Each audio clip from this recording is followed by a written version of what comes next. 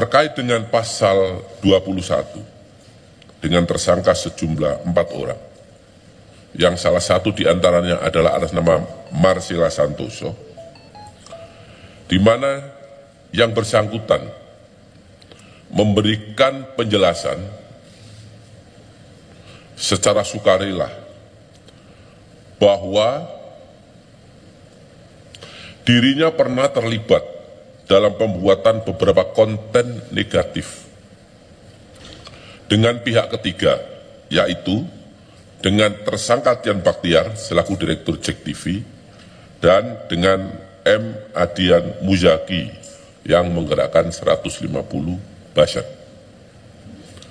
Tujuan daripada menggerakkan buzzer dan Direktur JEK TV adalah untuk mempengaruhi, untuk menggiring opini publik bahwa tujuan pokok mereka adalah untuk menggagalkan penuntutan dan penyidikan. Ingin menyampaikan dari hati saya yang paling dalam terkait dengan perkara pasal 21, kasus timah, kasus CPO, dan kasus gula, bahwa saya menyadari di dalam proses penanganan perkara ini terdapat postingan yang sebenarnya sama sekali tidak terkait dengan perkara yang ditangani.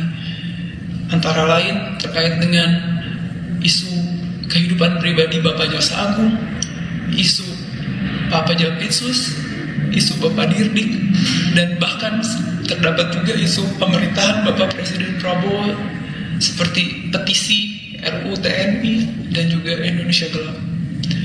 Bahwa saya sangat menyesali dan sangat menyadari bahwa apapun dan bagaimanapun ceritanya, baik itu kelalaian saya tidak mengecek ulang isi konten, ataupun kelalaian dan luputnya saya mengecek dan meneliti kembali dan fokus terhadap apa yang disampaikan, saya menyadari bahwa konten-konten tersebut memberikan rasa sakit bagi pihak-pihak yang terkait dan terdampak. Untuk itu dari hati yang paling dalam saya sampaikan penyesalan. Termasuk melakukan penyerangan secara pribadi terhadap institusi kejaksaan, terhadap kinerja Kejaksaan Republik Indonesia, bahkan terhadap pimpinan kejaksaan, yang seolah-olah bahwa apa yang dilakukan oleh penyidik, yang dilakukan oleh pimpinan di kejaksaan adalah tidak benar, dan seolah-olah apa yang dilakukan itu adalah kriminalisasi terhadap yang bersangkutan. Bahwa saya sejujurnya tidak pernah merasa ada ketidaksukaan atau kebencian secara pribadi, baik dengan institusi, ataupun dengan pemerintahan, ataupun dengan personal. Karena di dalam chat saya dan sudah dimasukkan ke dalam PAP, salah satunya terdapat percakapan yang saya antara saya dan rekan saya sampaikan bahwa ada baiknya juga APH ini seperti Bapak Febri. Dan sebenarnya pendapat pribadi saya juga salut dengan warna penegakan hukum dan semangat penegakan hukum yang begitu tinggi di dalam institusi ini. Itulah pendapat pribadi saya, sehingga saya tidak pernah ada kebencian pribadi dengan institusi ini ataupun pemerintah. Bahwa hingga terdapat konten-konten yang ternyata baru saya ketahui banyak juga di dalam penyidikan ini, saya apapun dan bagaimanapun ceritanya saya sampaikan permintaan maaf, terutama bagi pihak-pihak yang tersakiti dan terdampak. Ya, tentu kita menghendaki bahwa dengan peristiwa ini, pengembalian ini kan membuat terang dari tindak pidana itu yang sekarang sedang berproses. Tentu berkaitan dengan bagaimana tata kelola terkait dengan industri persawitan kita, dengan CPO. Makanya ya bahwa inilah salah satu bukti yang mau kita sampaikan kepada korporasi manapun, kepada pihak-pihak manapun yang sekarang sedang berusaha di bidang persawitan, bahwa ya ini menjadi contoh ya. Bahwa saya tidak bisa melakukan apapun, saya sebagai manusia saya hanya bisa meminta maaf. Dan saya mendoakan bahwa rasa sakit, rasa ketidaknyamanan yang dialami oleh pihak-pihak terkait dan terdampak akan dipulihkan oleh Tuhan. dan akan dibalas dengan berkat dan berkah yang selalu berkelimpahan dan melindungi perjalanan karir Bapak-Bapak ke depan dan perjalanan pemerintahan Indonesia yang sangat saya cintai ini. Di mana perkara ini adalah yang pertama terkait dengan suap dengan tersangka sebanyak 9 orang. Kemudian kami kembangkan ada pasal 21 yaitu menghalangi penyidikan dan penuntutan. Tersangkanya ada 4 orang, dan yang ketiga kami kembangkan lagi untuk tindak pidana pencucian uang dengan tersangka 3 orang. Semoga pintu maaf bisa terbuka setidaknya bagi saya, dan saya berdoa untuk yang terbaik ke depannya. Bapak-bapak semua, terima kasih. Amin. 3 bentuk: kerugian keuangan negara, illegal gain, dan kerugian perekonomian negara. Seluruhnya sebesar 11 triliun 880 miliar 351 juta 802.619 rupiah. Fakta yang kedua, ketika kita temukan uang ini rentang waktunya panjang, pengakuan jalur berikat, sehingga yang menjadi tantangan kita adalah membuktikan sebanyak ini dari siapa saja.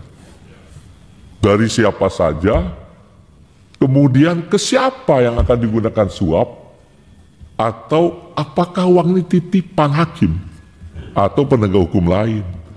Nah, ini masih sedang proses. Apa bukti prosesnya? Jalur berikat sekarang sedang kita kejar TPPU. Kita berharap dia mau bercerita banyak, Pak Sudi.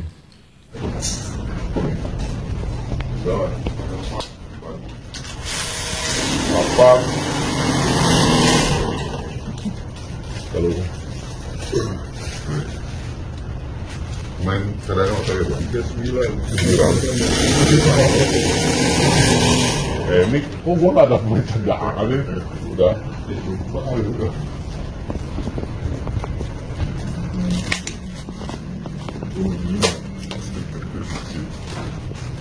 Sembilan ya Mas ya?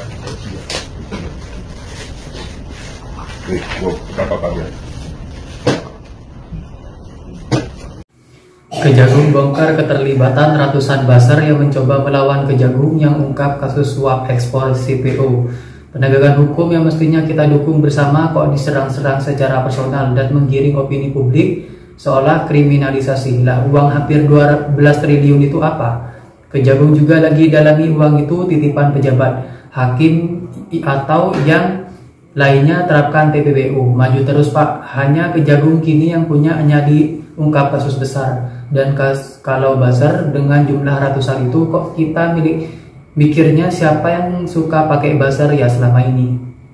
Kejagung membeberkan perkembangan terbaru dalam penyidikan kasus suap terkait fasilitas ekspor CPO dan produk turunannya pada tahun 2022. Direktur Penyidikan Jampitsus Kejaksaan Agung Abdul Kohar menyampaikan jika penyidik menemukan dugaan pelanggaran pasal 21 Undang-Undang Tindak Pidana Korupsi yang mengatur tentang perbuatan menghalangi proses penyidikan dan penuntutan.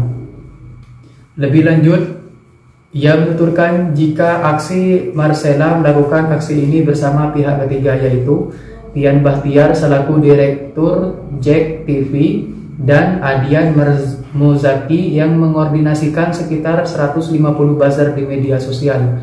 Lebih lanjut, Kohar yang menyebut adanya upaya penghilangan alat bukti oleh pihak-pihak yang terlibat serta tindakan pencemaran nama baik institusi Kejaksaan RI. Selain penyidikan atas pasal 21, Kejagung juga sedang mengembangkan penyidikan atas dugaan tindak pidana pencucian uang yang melibatkan 3 tersangka.